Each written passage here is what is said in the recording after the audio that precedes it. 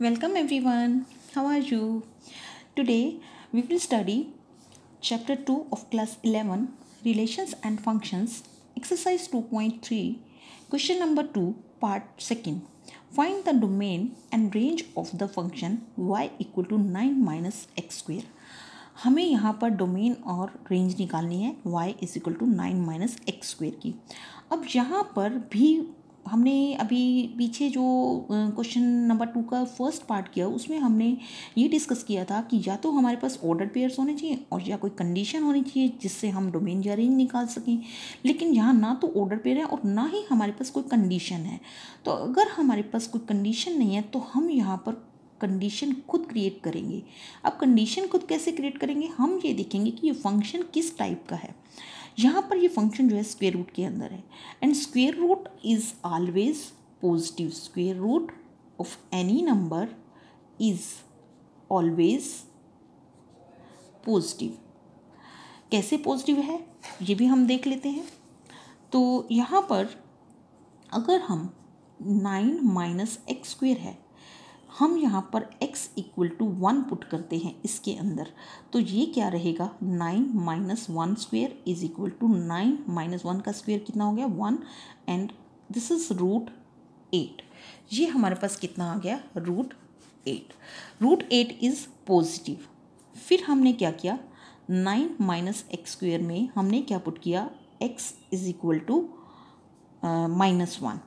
तो यहाँ पर रूट निकाला 9 माइनस एक्स की जगह एक्स स्क्वेयर की जगह हमारे पास क्या आ गया -1 का स्क्वेयर। दैट मीन्स 9 माइनस और -1 का स्क्वेयर +1 हो जाएगा। 9 माइनस 1, ये माइनस तो ऑलरेडी था और -1 को स्क्वेयर की फॉर्म में लिखा तो +1। तो this is again root 8। This is positive, ये भी पॉजिटिव है।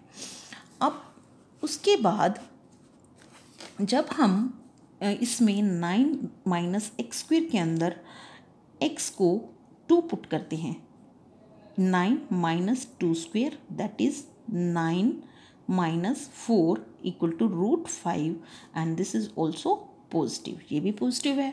उसके बाद 9 माइनस एक्स स्क्वेयर और इसके अंदर x हमने पुट किया 3, so this will become 9 minus 3 square that is 9 minus 9 and this is equal to 0। And उसके बाद फिर हमने इसके अंदर पुट किया, यहाँ पर हमने पहले 1 पुट किया, फिर -1, फिर 2 पुट किया, फिर 3। अब हम -2 और -3 भी पुट करके देख लेते हैं। 9 माइनस -2 इसका स्क्वायर किया, x की जगह पुट कर रहे हैं ये हम सारे नंबर्स।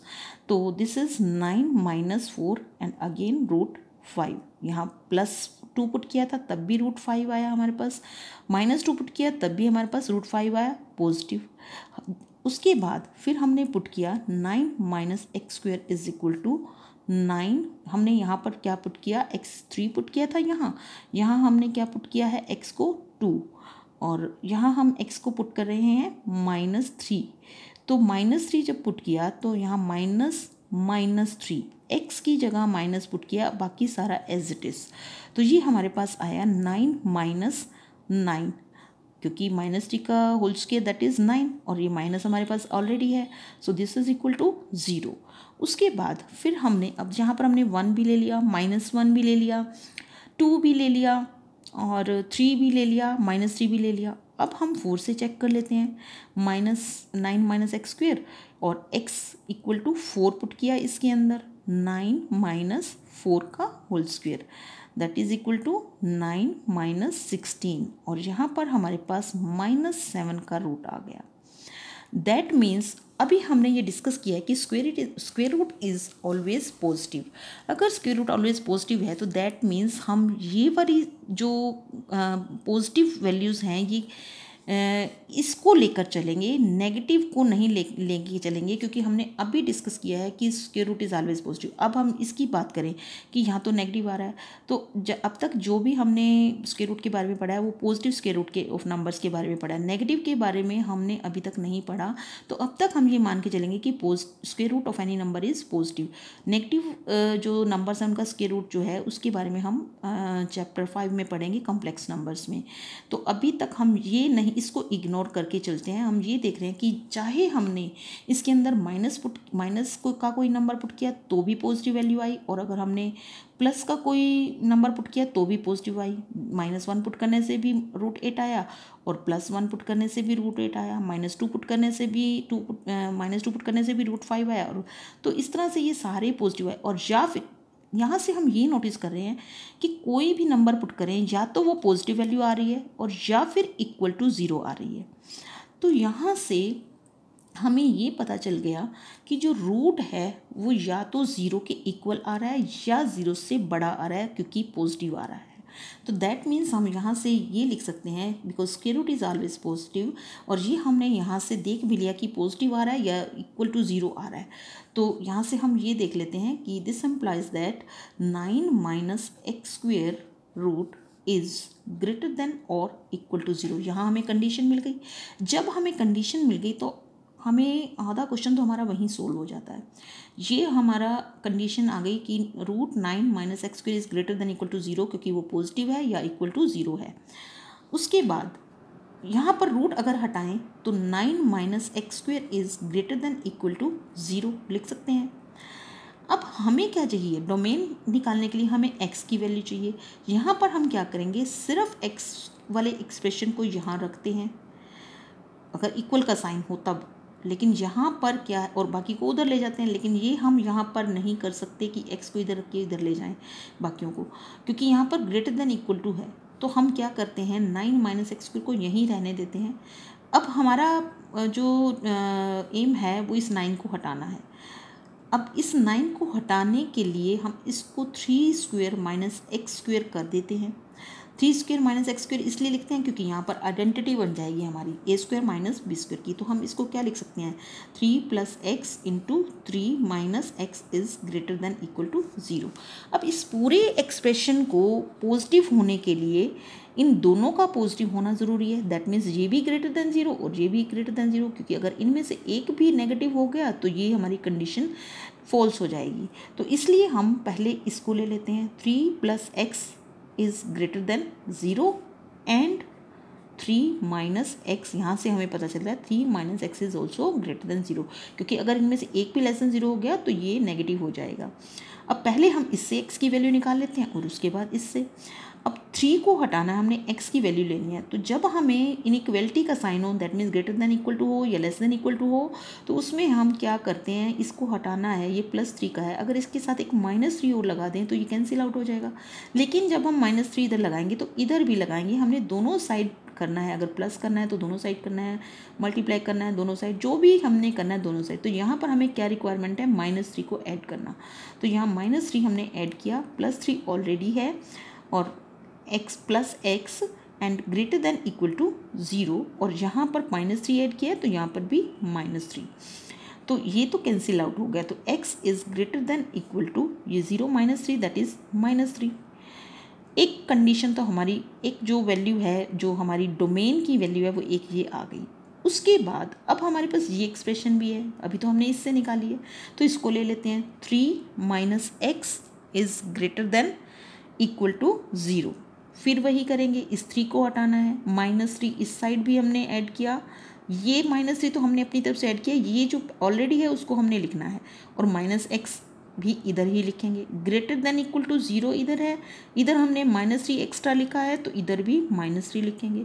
इन दोनों से इसको कैंसिल आउट कर दिया, -x इज़ ग्रेटर देन = -3। अब हम क्या करें कि ये दोनों तरफ माइनस है और हमें चाहिए वैल्यू ऑफ x। तो यहाँ पर हम ये नहीं कर सकते कि इनको कैंसिल आउट कर दें, नहीं, क्योंकि ये ग्रेटर देन = है, यहाँ = नहीं है। = होता है तो हम कैंसिल कर देते हैं, बट ग्रेटर देन = है। तो ऐसे केसेस में हम जब भी माइनस का साइन दोनों तरफ से हटाते हैं या अपनी तरफ से लगाते हैं, कई बार लगाना भी पड़ता है, जैसे हम मल्टीप्लाइंग बोथ साइड्स करते हैं तो हमें माइनस का साइन अप्लाई भी करना पड़ सकता है। अगर हम माइनस का साइन, दैट मीन्स हम ये कह सकते हैं अगर -1 से डिवाइड करें दोनों तरफ या -1 से मल्टीप्लाई करें तो ये साइन जो है वो चेंज हो जाता है। इसका मतलब माइनस साइन को हटाने के लिए हमें डिवाइड करना पड़ेगा -1 से। तो डिवाइडिंग बोथ साइड्स विद -1, तो वो क्या बन जाएगा, x, और ये साइन हमें अपने तरफ से चेंज करना है, < <3। दोनों तरफ साइन हट गया, -1 से डिवाइड किया और ये साइन डिवाइड करने पर लेसन में चेंज हो गया। अगर मान लो जैसे हमारे पास ये एक्सप्रेशन होता और हमने इसके आगे माइनस लाना है, तो दैट मीन्स हमें -1 से मल्टीप्लाई करना पड़ता। तो मल्टीप्लाइंग बोथ साइड्स बाय -1 करते तो फिर ये साइन ग्रेटर देन में चेंज हो जाएगा, ग्रेटर देन इक्वल टू में। लेकिन अभी हमें क्या ज़रूरत थी, माइनस को हटाने की। तो हमारे पास आ गया x इज़ लेस देन 3। इसका मतलब क्या हुआ कि x की हमारे पास दो कैटेगरीज आ गई वैल्यूज़ की। एक तो x इज़ लेस देन 3, इसको तो एज इट इज़ लिख दिया हमने, x इज़ लेस देन 3। और दूसरा हमारे पास आया था x इज़ ग्रेटर देन -3, तो ग्रेटर देन -3 इधर लिख देते हैं। दैट मीन्स ये हमारे पास क्या आ गई, डोमेन। This is domain. अब डोमेन को हम किस में लिखेंगे, इंटरवल्स की फॉर्म में, क्योंकि जब भी हमें कैटेगरीज मिली होती हैं तो कैटेगरीज में हमें डोमेन मिलती है या रेंज मिलती है, तो उसको हम इंटरवल की फॉर्म में लिखते हैं। और इंटरवल की फॉर्म में हमने पहले भी डिस्कस किया था, अगर इक्वल का साइन है तो क्लोज इंटरवल, और अगर इक्वल का साइन नहीं है तो ओपन इंटरवल। तो हमारी यहाँ डोमेन क्या रहेगी, डोमेन इज क्लोज इंटरवल, और -3 और 3 के बीच की वैल्यूज, जो कम वैल्यू है हम यहाँ लिखेंगे, जो बड़ी वैल्यू है वो यहाँ। और -3 और 3 के बीच की वैल्यूज़ तो हैं ही, इंटरवल का मतलब यही होता है कि सारी वैल्यूज़ इसके अंदर की, और इक्वल टू भी है, इसलिए हमने क्लोज इंटरवल लिख दिया। क्लोज इंटरवल यही शो करता है कि -3 और 3 के बीच की वैल्यू और -3 और 3 भी इंक्लूडेड है। तो दिस इज डोमेन। अब बात आती है रेंज की। रेंज क्या है, range is the value of y, और वैल्यू ऑफ y किसके लिए, जो वैल्यूज़ हमारी x की आई हैं। अब x की वैल्यूज़ क्या आई हैं, -3, 3 और इसके बीच के सारे नंबर, इसके बीच के सारे अनलिमिटेड नंबर्स हैं, कुछ भी नंबर आ सकता है, जैसे -3, -2, -1.5, -1.4, -1.9, देन 1, 2, 0, कुछ भी आ सकता है। तो रेंज निकालने के लिए हम क्या करेंगे, जो हमारे पास y था, y क्या था, y is equal to 9 - x² का रूट। अब इसमें हम क्या कर रहे हैं, y हमारा ये है, तो ऊपर लिखेंगे हम 4x इक्वल टू, जब x हमारा -3 है तो y किसके इक्वल होगा, 4x equal to -3, y is equal to क्या रहेगा, x इक्वल टू -3 के लिए यहाँ -3 पुट कर देते हैं। दैट मीन्स यहाँ ये y इक्वल टू 9 - x² है, तो यहाँ पर ये क्या हो जाएगा, 9 - -3 का होल स्क्वायर, दैट इज़ और इसका रूट, तो दैट मीन्स 9 - 9 का रूट, दैट मीन्स 0। एक वैल्यू तो आ गई हमारे पास x की 0। उसके बाद फिर हम लिखते हैं, ये y की वैल्यू यही रहेगी, इसमें हम अब x की वैल्यू 3 पुट कर देते हैं। बाउंड्री वैल्यूज़ पहले पुट कर लेते हैं, तो बाउंड्री वैल्यूज़ में x इक्वल टू 3 आ गया, यहाँ पर वैल्यू पुट करेंगे तो y कितना आएगा, 9 - 3 whole square, that is 9 - 9 equal to 0। तो यहाँ पर भी ये 0 के इक्वल आ गया। उसके बाद इनके बीच की कोई एक या दो वैल्यूज़ पुट करके देख लेते हैं, तो वो क्या रहेंगी, -3 के बीच में कोई भी आप, जो भी आपको वैल्यू रीज़नेबल लगती है, सही लगती है, जिसकी कैलकुलेशन आपको ईजी लगती है, आप वही ले सकते हो। हम 0 ले लेते हैं, तो x इज इक्वल टू 0, तो y equal to 9 - 0 whole square, that is √9, that is equal to 3। और भी चाहो तो हम एक दो वैल्यूज़ रख सकते हैं, लेकिन हमने वैल्यूज़ जो x की वैल्यूज़ आई उसके बीच की वैल्यूज़ या उसके बराबर की वैल्यूज़ रखनी है। मान लो हम 1 पुट करते हैं, या आप 1 की बजाय आप 3 पुट कर, 3 तो हमने पुट कर लिया, 2 पुट कर लेते हैं या 1 पुट कर लेते हैं। चलो x इक्वल टू 2 पुट करते हैं, y इक्वल टू 9 - 2 का whole square, that means √9 - 4, that is √5। और अगर हम √5 को कैलकुलेट करें तो ये 2 पॉइंट समथिंग आएगा, 2 × 4 1 एंड 2.3 समथिंग जो भी आएगा। तो दैट मीन्स हम ये देख रहे हैं कि y की वैल्यूज़ क्या आ रही हैं, या तो 0 आ रही है या फिर 3 के इक्वल आ रहा है। इक्वल हम यहाँ स्ट्रेस दे रहे हैं इक्वल पर, y की वैल्यू 0 के इक्वल आ रही है और 3 के इक्वल आ रही है, या फिर उसके बीच की कोई वैल्यू आ रही है। कौन सी वैल्यूज़ के लिए, x की इन वैल्यूज़ के लिए। अब यहाँ 2 पॉइंट समथिंग आया √5।